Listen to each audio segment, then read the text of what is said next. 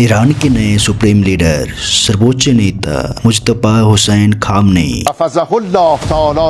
Iran named Ayatollah Ali Khamenei's son Mojtaba to succeed his father as supreme leader.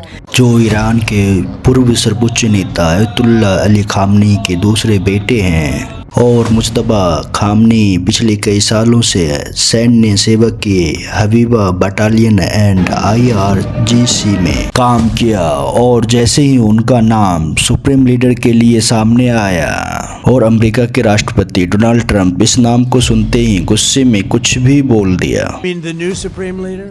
You mean the son? How can there be an Iran with Well, another I don't want to say that, but you know, I was disappointed. No, the new so-called not so supreme leader.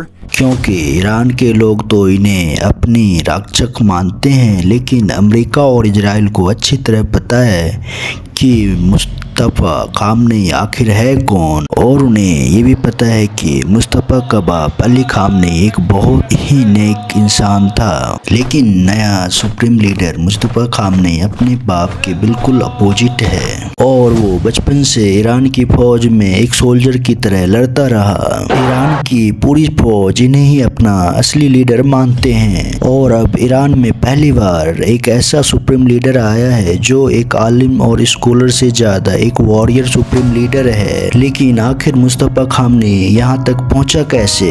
इसके लिए चलना होगा 1970 के अंत में। उस समय Iran की हालत बहुत तनावपूर्ण था और मोहम्मद राज शाह पहलवी के शासन के खिलाफ जनता में भरी गुस्सा भी, क्योंकि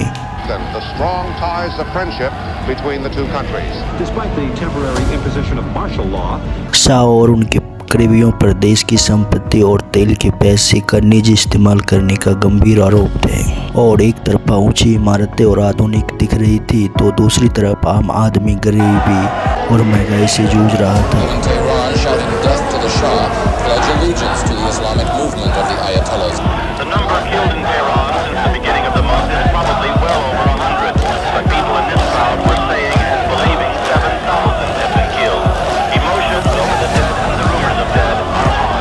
यही वो कारण थे जिन्होंने 1979 की ईरानी क्रांति की नींव रखी, जिसके बाद शाह को देश छोड़कर भागना पड़ा और आयतुल्ला खामनेई के नेतृत्व में ईरान की इस्लामिक गणराज्य बन गया। इसके बाद ईरान की राजनीति, सामाजिक और अंतर्राष्ट्रीय संबंधों में बहुत बड़ा बदलाव आया। जैसे ही आयतुल्ला खामनेई ने सत्ता संभाली, देश का पूरा सिस्टम रातों रात बदल गया और ईरान पहले पश्चिम सभ्यता और आधुनिक जीवन शैली की ओर बढ़ रहा था, वही देश धीरे धीरे एक इस्लामिक गणराज्य में बदल गया।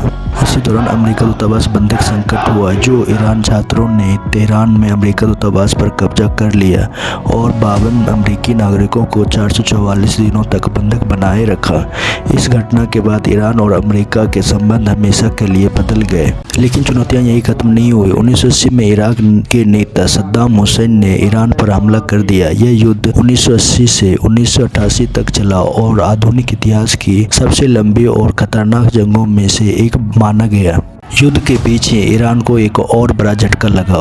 30 अगस्त 1981 को तेहरान में प्रधानमंत्री कार्यालय में एक भीषण बम धमाका हुआ। इस हमले में ईरान के राष्ट्रपति मोहम्मद अली रज़ई और प्रधानमंत्री मोहम्मद जावाद बाहुरनार दोनों की मौत हो गई। जब खामनेई सद्दाम हुसैन के साथ जंग में बिजी था, उनके घर में उनका 12 साल का बेटा मुस्तफा बिल्कुल आम बच्चों की तरह स्कूल जाया करता था और मुस्तफा बचपन से ही ईरान के इस जंग को गौर से देखा करता था।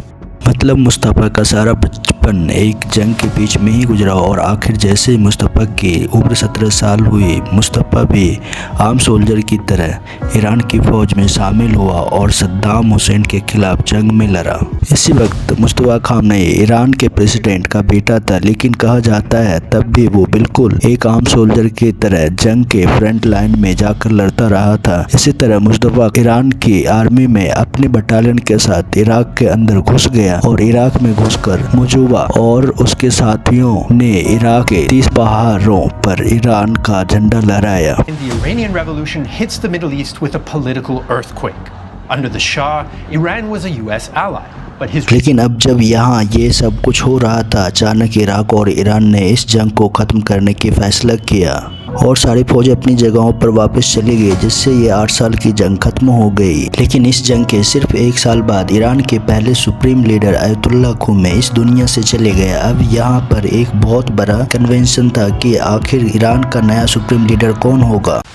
इसलिए ईरान के 86 सबसे बड़े स्कॉलर्स एक मीटिंग के लिए जमा हुए और नए सुप्रीम लीडर के लिए वोटिंग शुरू हुई। इस इलेक्शन में 86 में से 60 बड़े स्कॉलर्स ने अली खामनेई को वोट दिया, जो 70% वोट बनता है, और इसी के साथ अली खामनेई ईरान के नए सुप्रीम लीडर बने।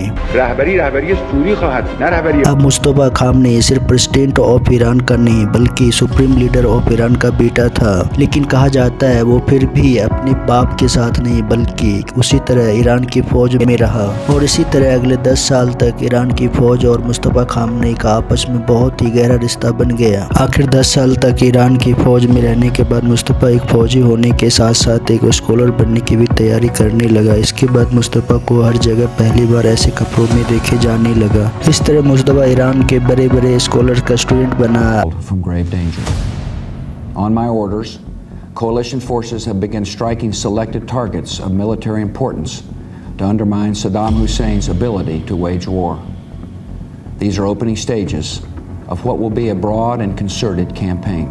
इसी दौर में इराक के सद्दाम हुसैन और अमेरिका की दुश्मनी शुरू हो चुकी थी। स्टेज मिलिट्री ऑपरेशन और सद्दाम अब बिल्कुल बदल चुका था, और वो भी अब अमेरिका को धमकियां दिया गया। इसलिए सद्दाम की धमकियों के बाद अब अमेरिका सद्दाम को भी हटाना चाहता था। इसलिए अमेरिका और इजराइल मिलकर सद्दाम पर बार बार झूठे इल्ज़ाम लगाने लगे कि सद्दाम हुसैन इराक के लिए एटम बम बनाने वाला है। सद्दाम हुसैन बार बार कह रहा था उसके पास कोई एटम बम नहीं है, लेकिन तब भी अमेरिका ने उसकी नहीं मानी और पूरी ताकत के साथ इराक पर हमला कर दिया। और इराक में लाखों लोगों को मारने के बाद पूरी दुनिया ने देखा कि यह सब झूठ था और इराक में कोई एटम बम था ही नहीं। लेकिन अमेरिका और इजराइल अब भी नहीं रुके और इराक के बाद अब ईरान पर भी इल्ज़ाम लगाने लगे कि ईरान भी एटम बम बनाने वाला है। Our objective is to defend the American people by eliminating imminent threats from the Iranian regime, our allies throughout the world.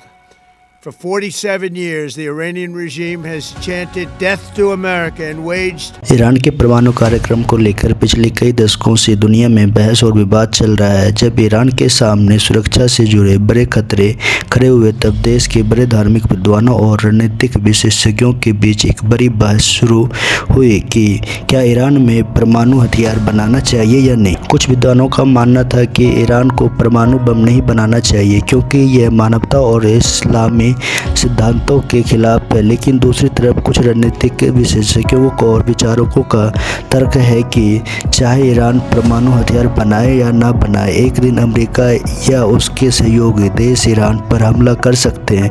इसलिए देश की सुरक्षा के लिए परमाणु क्षमता होनी जरूरी है। इसी बहस के बीच ईरान के supreme leader Ayatollah Ali Khamenei ने इस मुद्दे पर अंतिम फैसला सुनाया। उन्होंने सार्वजनिक रूप से घोषणा की कि ईरान कभी भी परमाणु बम नहीं बनाएगा। उनका कहना था कि परमाणु हथियार बनाना इस्लाम में हराम है और ईरान का परमाणु कार्यक्रम केवल शांतिपूर्ण उद्देश्य के लिए है। You also see that sometimes they speak of war opposers saying I don't know, with this kind of aircraft, with what will come and carry out these operations. This is not a new development either. In the past, Americans on many occasions in their own statements threatened that all options were on the table. All options, meaning including the option of war. They always said this, didn't they? All options are on the table. हालांकि इस फैसले से Iran के अंदर हर कोई संतुष्ट नहीं था। कुछ प्रभावशाली धार्मिक और राजनीतिक व्यक्तियों का अब भी मानना था कि देश की सुरक्षा के लिए परमाणु हथियार बनाना जरूरी है। अब इजराइल बार बार कहने लगा कि वो ईरान पर हमला करके रहेगा, जिसके लिए वो अमेरिका पर प्रेशर डालने लगे कि वो भी ईरान पर हमला करे। वो After Midnight Hammer, they were warned to make no future attempts to rebuild their weapons program in particular. यह देखकर ईरान के इंटेलिजेंस चीफ ने कहा कि हमें पता है कि हमारे सुप्रीम लीडर का एटम बम बनाने के खिलाफ एक फतवा है, हमारा है। लेकिन अगर अमेरिका और इजराइल हमें इसी तरह हर तरफ से घेरते रहे और हमारे लिए सारे रास्ते बंद करते रहे तो हम भी चुप नहीं बैठेंगे।